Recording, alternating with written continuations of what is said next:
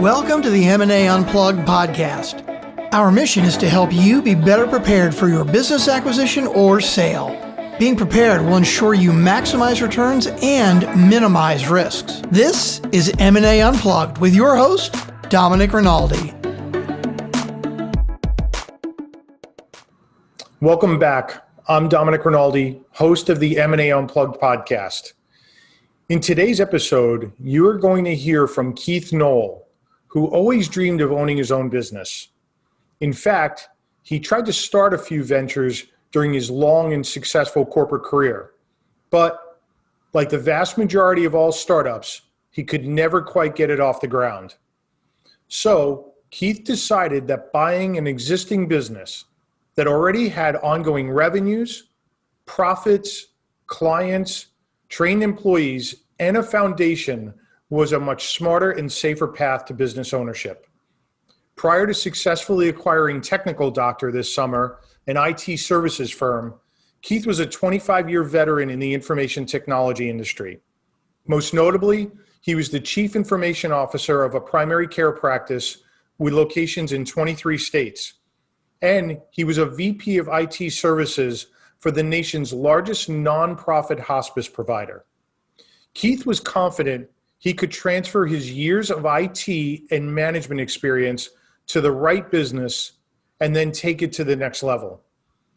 Keith shares his journey of buying a business, which included retaining a buy-side broker to help him through all phases of the process, since he had never acquired a business before. There are many key takeaways in this episode which can help you plan for and execute your own business ownership process. But before we get into today's episode, if you want to avoid common deal pitfalls and the risk of losing substantial dollars, you need to know how ready you really are to buy a business. Because I believe proper preparation is so critical to deal success, we have published several free resources to help you be better prepared. You can access these resources on our website at k2advisor.com/resources. Being prepared is critical to ensuring that you maximize returns and minimize risks. Thank you for being here and hope you enjoyed today's episode.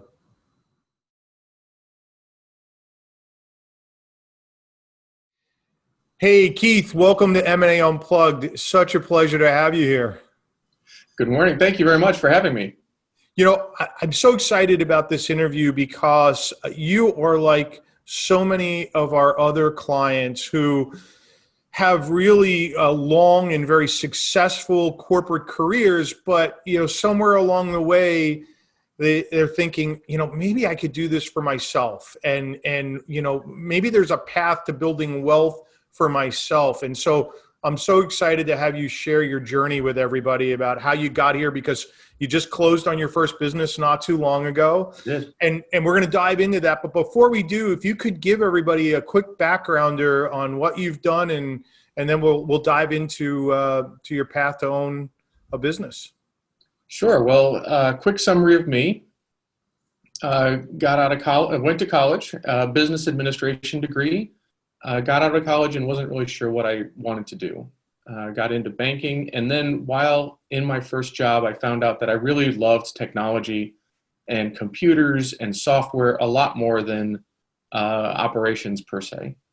And so I quickly got into IT and worked my way through the IT landscape, from tech support, network administration, security, programming, project management. I kind of did a couple of years in each realm, and then decided that I really wanted to be a leader in IT, and got a master's degree, and then became a leader at some smaller firms. Was a manager, a director, and worked on a couple of startups, and had an idea that I wanted to own my own business. And so I started a couple of startups that went very poorly. It's hard to get a startup off the ground. The product is unknown, the company is unknown, the process is unknown, the people are unknown, and so you're really building from scratch a full running organization. And so after I worked for a couple startups and I've tried to start a couple of businesses, I got back into corporate life and eventually was the CIO of a large national primary care practice. I've been the HIPAA risk assessment the HIPAA security officer for a number of healthcare organizations. And I decided it was time to get back into looking at running my own business again. This time, instead of starting it from scratch, I wanted to buy one that was already in place. One that already had healthcare customers, already had employees and processes, already had a known name in the market, so that I didn't have to go through those early growing pains of a startup again, that I could just go right out of the gate and start working on operational efficiencies, customer service, improving technology for people who need it in the healthcare industry in particular, and generally in small to medium-sized businesses. Well, you don't know this, but you're a great straight man, because I think in next week or the week after, we're dropping an episode that is solely focused on buy versus start. And, one of the things that I talk about is that most startups, 50% of startups fail inside of 3 years, and the vast majority don't get to 5 years. Right. And over 95% never really turn a profit. So when you think about the odds of starting a business and having it be successful, they're really very small compared to you buy an existing business that you said, like you said, has all of those elements already in place, revenues and clients and processes and a brand and, all of those things. If it's the right business for you, you can easily take it to the next level. So thanks for that episode preamble for us. So maybe talk a little bit about your decision to go after an existing business and how you started that journey. So I decided to go after an existing business because I wanted to run as an IT leader within a medium-sized organization. I ran an organization. I ran a business within a business. And I had profit and loss responsibility for the budget that they had given me to run under. I had learned how to reduce costs within that organization and within other organizations that I've been with in the past. And I viewed it as the other departments were my customers, and this was my business, and my employees were my team members. And I took that model and said, if I can do this and be successful with my department leaders and my coworkers as my employees, and my team members as my customers, my team members as my employees, I should be able to do this the same way with a company that does this for others. And so what I did is I started looking. I went to a lot of the websites that produce ads or leads, just like a job board or just like a dating website necessarily. There are business websites that post offers that other companies are proposing that they are interested to sell. And I found a couple, but I wasn't finding an IT organization. I wasn't finding one that matched my background. I was finding wholesale distributors, and I talked to a funeral wholesale distributor.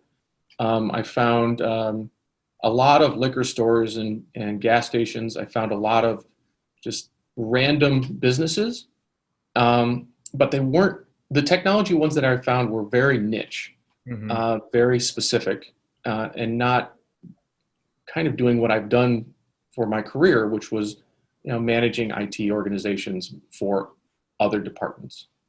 And so at that point, I actually turned to Sun Acquisitions and asked them to help me find a business as a buyer's broker, to help me find a business that better fit my background and my needs, because I didn't find that in the marketplace. Yeah. How long had you been looking before you arrived at the decision to maybe engage a buy-side broker? I had been looking for about 6 to 8 months. My wife was encouraging me to find something else because I had started down the road on a wholesale distributor and on a food distributor. And she said, you're just not going to be happy there. You're not going to, you're trying to find something. Yeah. As opposed to trying to find something that's going to be a good answer in the long run. Yeah. I think you just gave the audience a really key nugget here, which is, a lot of folks, in my experience doing this for decades now, they focus on cash flow and geography and not so much on, is it a good strategic fit for me in the long run? Is this a business I'm going to be excited about running every day? Not only excited about running, but can you take it to the next level? Do you have the skill set to take it forward? And in that regard, it's so important before you even launch a search. And I offer this advice to everybody. Before you even launch a search, really build a strategic plan around what you're trying to accomplish. What are the types of businesses you're interested in? And all the other things that go into that. Geography, do you want a management team? Do you not want a management team? All the things that make for a good acquisition for yourself. So it sounds like your wife is very smart and in tune with you very well. She's in tune with me, and she knows what's going to really drive me and where I'm going to find value and where I won't lose interest in 6 to 9 months. Yeah, good. Well, you have a good partner there. It sounds like that's very important. So, okay, so you decided, all right, I'm going to engage a buy-side broker and see if I can go after this another way. Talk to us about your experience there. What surprised you about that process? Did it go the way you had expected? And talk about the journey overall. I didn't know what to expect. I bought some houses in the past, so I knew that there are transactions that are managed by both buyer and seller brokers. And I kept coming back to the model of a home transaction where I have the buyer's broker and the seller has the seller's broker, and the brokers help us figure this out. What I found was that the industry, the M&A industry, really focuses on the seller's broker, and most of the time there is no buyer's broker. The seller's broker is supposed to be the broker for both sides, but clearly they have an interest in closing the deal. They have an interest in selling because that's where they get their commission. That's where they produce their value. And so I was happily surprised that having a buyer's broker provided more advice, more direction, more guidance on the project than just having a seller's broker. During the initial process, we searched the zip codes that I knew about that I was interested in for companies that were within the geography and within the types of businesses I was looking for. But what was fascinating is that I ultimately found the job or the posting on a website. I continued to look, even working with the buyer's broker. And I ended up finding the lead on my own. But what was fabulous about having the buyer's broker there is that they walked me through the entire process. They helped me negotiate the price. They helped me find an attorney and an accountant to help. They gave me advice along the way when we came into hiccups on what is an SBA loan, what's reasonable. They provided a third point an extra point of reference for the seller's brokers who were out of state and who may not have had as much expertise in a small business transaction as they could have had. And so it actually worked out very, very well for me. And I think for the transaction as a whole. Yeah, so let me go back to, I want to wind back just a little bit here. So you referenced first having a buyer's broker and a seller's broker. And for the audience, just so we can distinguish, Um, as a broker, or as a buyer, you never want to get into a situation where you're working with a broker where they're getting paid by both parties. A broker really should have a fiduciary to one party or the other. It's very difficult to straddle that fence when you're getting paid from both parties. So you want to steer clear of any situation like that. But you're right. Most of the transactions that happen in the lower middle market, there's a sell side agent that's representing the seller, and they work with buyers, but they're just trying to get them interested in the deal. They really represent the seller. In this case, you hired somebody that's looking after your interests. You're paying their fee separate from the seller's agent. And then you talked about the first step, which was when you engage a buyer's broker, really one of the big values there, and you were hinting to it, is they developed a list of all of the targets in an industry that you're interested in. So in your case, it was IT, and the team put together a list of targets that generally fit your acquisition criteria. And that's right. And that's really, there's a tremendous amount of hidden value in doing a search that way, because you're going after people that are not actively on the market. And maybe they've thought about selling, but they're not actively selling. And it gives you as a buyer an opportunity to have a one-on-one conversation. But we always tell clients that while we're off doing that work for them and trying to find owners of businesses that want to sell, you should still be looking, because you never know what pops up. And in your case, it happened to work out that way. You found the business by continuing to look, and it was, it hit all of your criteria. It was interesting. I was looking in certain geographies for an IT services organization, and it just one popped up, and so I brought it to the buyer's broker, and we talked about it, and he helped me craft a letter of introduction and some of the initial conversations. And it just turned out that it worked out that way. Yeah. It could have gone, either way. And I was really glad of walking through the process of looking at different businesses, and it helped me narrow down what my interests were. Yeah. Ultimately. Yeah. Well, and if you wind back to what you said earlier, you were already looking for 6 to 8 months and nothing popped up that really hit your criteria. So it takes a long time. That's the other reason you engage a buy-side broker, is it condenses that 6 to 8 month period to probably 2 to 3 months.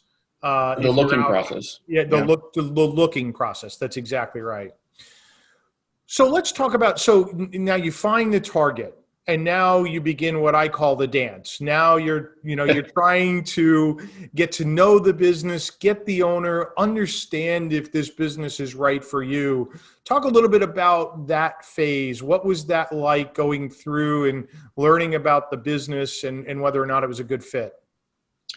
Well, the process involves a bunch of documentation that the seller's broker puts together, and you get to dig through. That's, in my mind, kind of boring. Mm-hmm. It's just a lot of background, a lot of numbers, but also it's important to read through it and understand it, because this is the basis of the organization, and this is how they're selling it. I also looked at their website. I met with the seller. I met with him in person before COVID broke out. We met, we had coffee, we sat down, we talked, we got to know each other a little bit better and understand kind of where we were coming from. I was able to explain my background and what I was looking to do with the organization, that I wanted to engage, I wanted to improve their processes, I wanted to maintain all of their employees if possible. And we kind of shared our common background. Since he had come out of IT and was running an IT organization, I came out of IT and wanted to run an IT organization. There was some synergies and some perception that the organization would continue on past his tenure. And it sounds like a bonding. You guys had common ground to talk about. We did. Yeah. We did.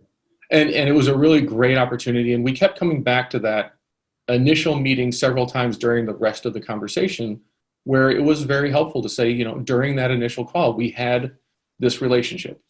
And we wanted the employees, the customers, everybody else to continue on and continue to be well served into the future.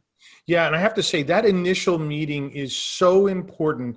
People sometimes take too casual of an approach to that first meeting. And the reason I say it's so important is if you build rapport, and it sounds like you did, and you found some way to bond with each other, your IT backgrounds, and the fact that you wanted to take the business to the next level, it gives you the foundation of rapport because it's a long process and things happen and it gets sometimes contentious. But if you build that foundation early on and that rapport, it's much easier to get through those hiccups later on down the road.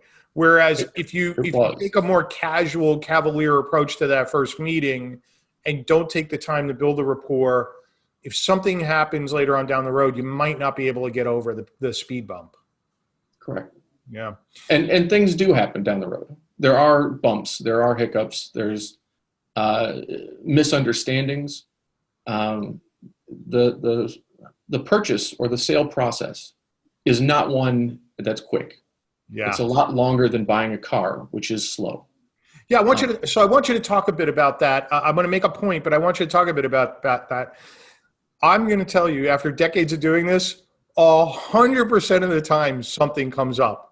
I've yet to have a deal where something does. So it's so important to have that rapport right up front because when it does, you have the ability to get past it. But yeah, please share some, if you've got a story or two or you want to keep it at a high level, but talk about now the process. So you met the owner, you decide to make an offer. What happens from there?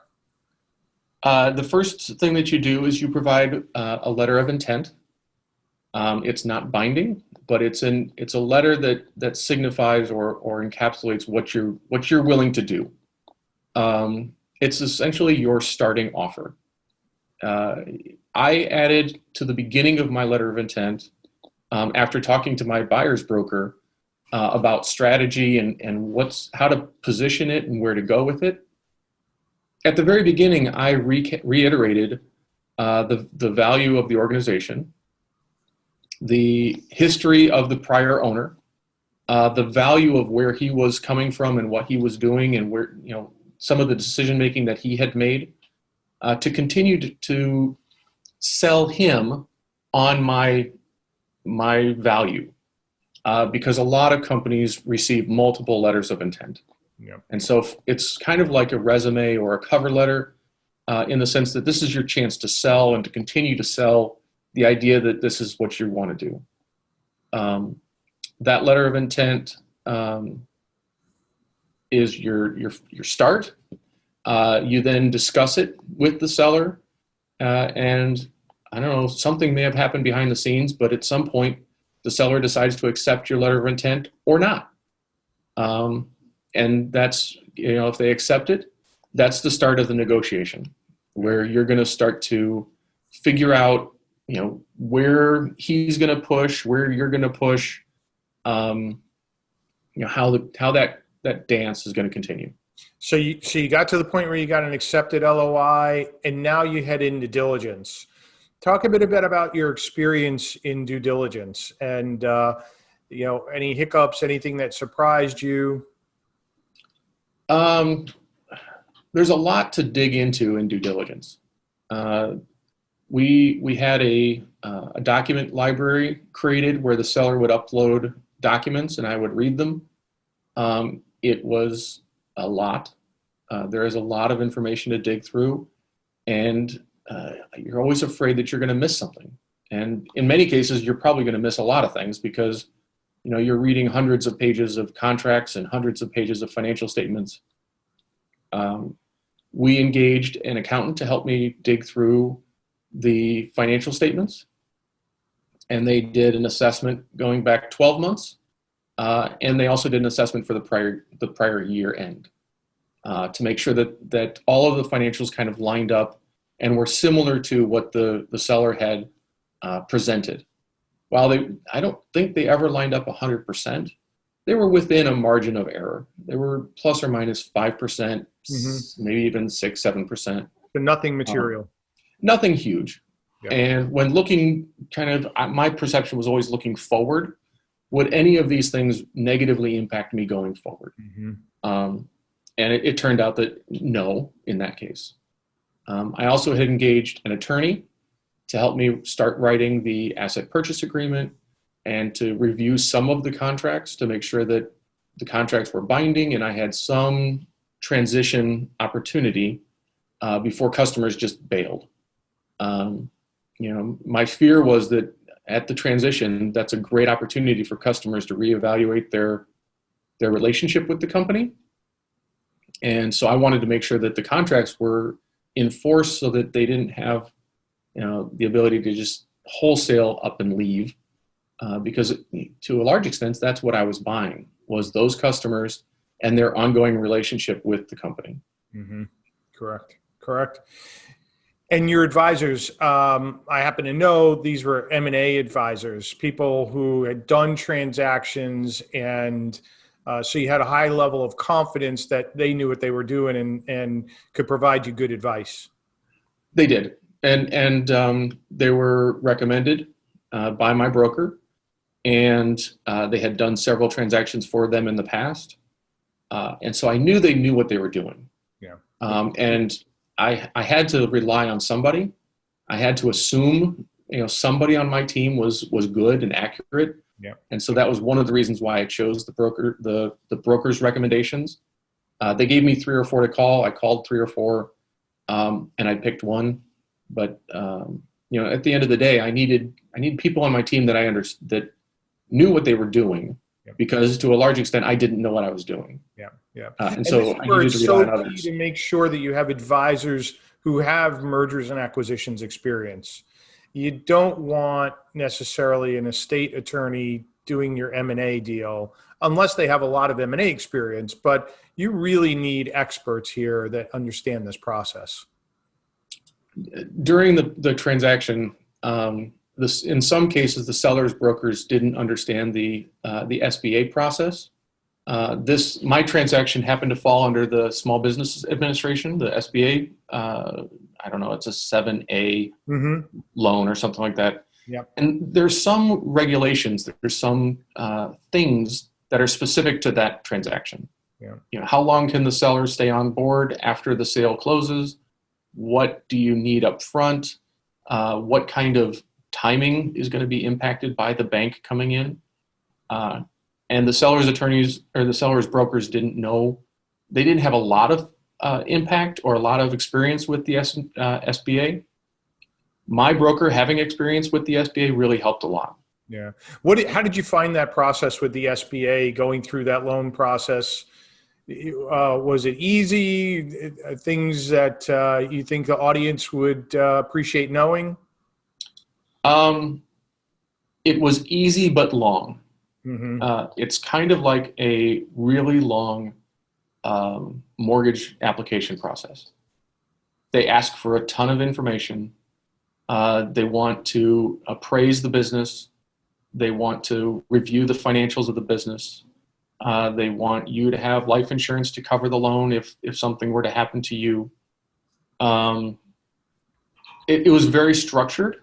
That may have something to do with the closer that I was working with and the bank that I was working with, that my experience was just very structured. Yep. But they gave me a checklist up front and said, you check all these things off and we close. There you go. And so my job was to check off every single one of those things, and we closed.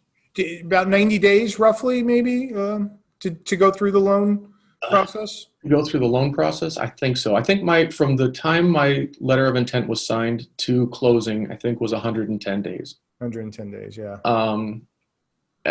Part of that was we wanted to get it on an end of month.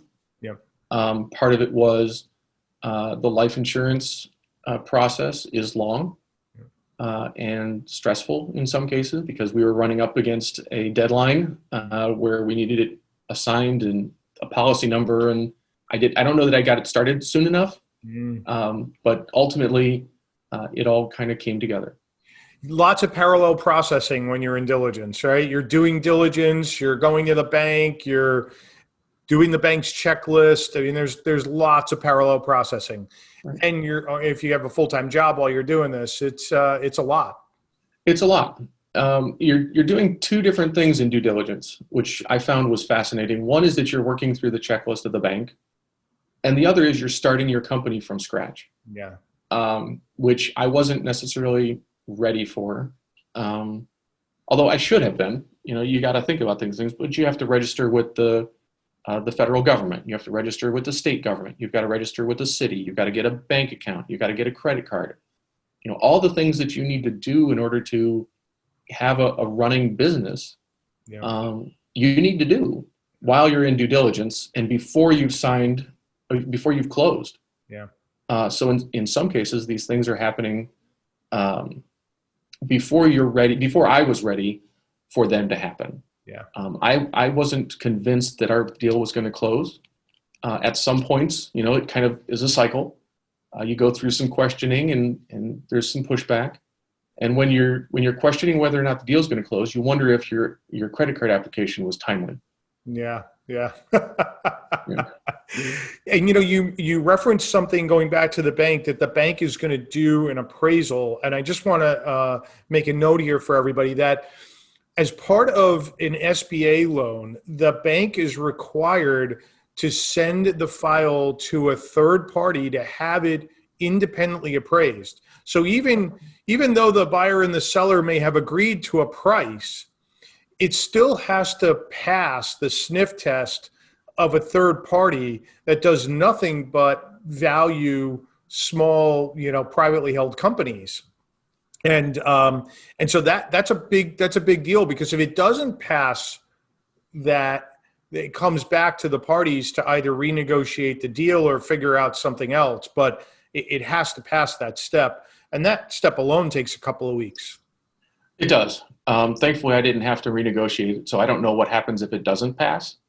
But again, I kind of draw the parallel to a mortgage, where even after you discuss a price, then a third party comes in and does an appraisal on a house. That's right. Yeah, it's not a happy day when it doesn't come back. That's a very difficult process. So I also want to give you the opportunity to talk about your new company, because now you're offering a service that actually can help people who are in M&A deals. But before we do that, anything overall, if you would take a step up at the 50,000 foot level, anything overall, any advice that you would offer to buyers out there who are going down this path?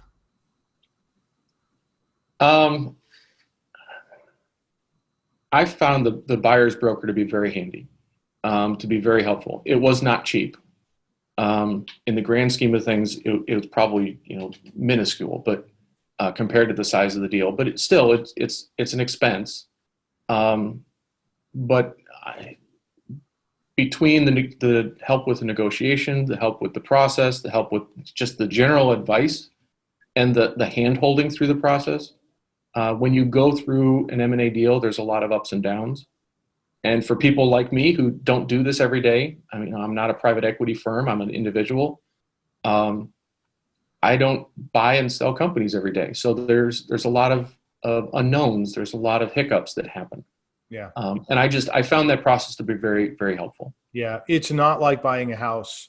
The process of buying a business is very complex with lots of nuances, little things that you would never even think of. So I think that's a point well taken. So fast forward to today, you closed on your IT business. How are things going? And can you talk a little bit about this new service that you're offering that can help people who are in mergers and acquisitions look at their IT business, part of their business? So my company's name is Technical Doctor. It does IT managed services for small to medium-sized companies. We manage computers, workstations, servers, hosting, do risk assessments, do security assessments, manage people's security, and just anything an IT organization would be doing for you at an organization, at a company, we will do for smaller entities. The types of services we have are almost anything IT related we can help you with. But what you're referring to is when you're buying a small company, one of your assets is your IT infrastructure that the prior owner had built and managed over a period of time. And in many cases, that may be old. That may not manage your organization going forward. And so we've put together an offering where we can offer to small business buyers a service to assess somebody's IT infrastructure. Do they have old licenses? Are they overpaying? Should they look at the cloud in the future? Are some of the computers obsolete and should be replaced? What kind of software licenses do you have, and whether or not they're relevant to the organization going forward? Or are they just something that they bought in the past and really shouldn't continue with for whatever reason? Got it. That's great. Very needed service. There are things that people overlook about the post-closing and IT and HR, unfortunately, are two of the biggest things people overlook. They don't plan for ahead of time. So I think that's a great service. And just speaking about transition, how was the transition into the business? How did your first 30, 60 days go? And any advice there for folks as they, take over a new business? It has been a load of fun. Right. That's great. I have been, so one of the challenges was moving over all the accounts, finding all of the passwords, figuring out all of the different places where services were being provided by some third party web version of something, and didn't know what the password was, had to track it down, had to figure out who the vendor was, and transition the credit card payment from the seller to myself. That took a long time. It took longer than I thought it might. That might have something to do with our industry. We just have a lot of third parties that kind of come together and build our service. The employees were great. The transition, I think they were looking for a different leadership style, maybe. I'm a lot more engaged. I'm a lot more excited. Maybe I'm a lot more excited about where we are because I'm in a new business and he was in an old business that he was looking to leave. But the employees were good and are moving forward. The customers are fun. It's customer service is always a dance. Mm-hmm. You never do everything 100% right, and then you've got to recover, and then figure out a way to not do that again. And so we're working through a lot of different things with customers and making sure that they're happy and we understand their needs going forward. And we're finding our path forward. That's great. So glad to hear you say you're having so much fun. That's one of the big things. People are looking for financial and personal freedom and some self-fulfillment. And it's great when that happens. Yeah. Keith, really appreciate you taking some time to come and visit with us and share your journey. If folks wanted to reach you in regards to this new service that you've got where you can do an IT audit during a merger and acquisition, how could they get in touch with you? You can find us at technicaldr.com. That's our website address. Or you can email me at keith.knohl@technicaldr.com. Our website does need a refresh, so don't give us too much of it's on the list. It needs to come up to speed, but at least that's where you can find us. And Knohl is knohl.com, and we'll have all of that in the show notes. Yeah. Keith, thanks again for being here. Really appreciate it. Thank you, Dominic. I appreciate it. Take care. Thanks. I hope you enjoyed this episode. All of today's information will be available in the show notes. If you enjoy our content, please remember to subscribe and review our podcast. I look forward to seeing you again on the next episode of the M&A Unplugged podcast. And until then, please remember that scaling, acquiring, or selling a business takes time, preparation, and the proper knowledge.